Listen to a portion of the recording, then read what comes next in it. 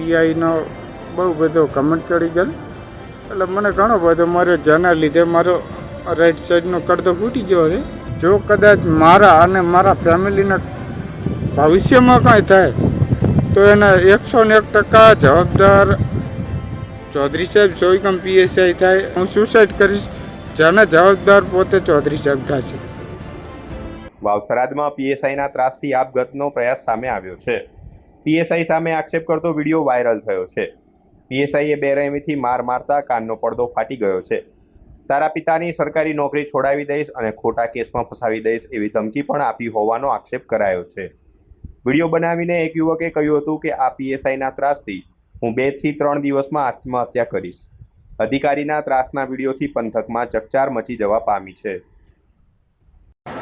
જય માતાજી મિત્રો, મારામાં ઉપરથી ઉપર ફોન આવેલા ઘણા બધા કે તમારા પપ્પા ઉપર ખોટા કેસ કરાવી દઈશું અને નોકરી નહીં કરવા દઈએ.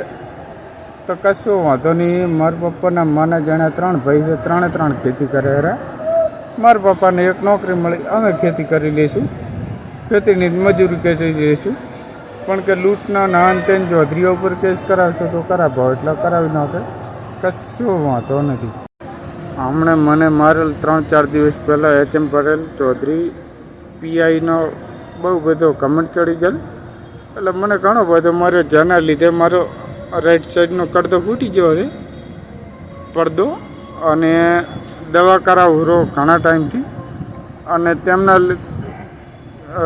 શબ્દથી એવું કીધેલ કે હું ચૌધરીઓ પટેલો પાસે એવા ખોટા કેસ કરાવીશ કે તારા બાપની નોકરી કઢાવી દઈશ.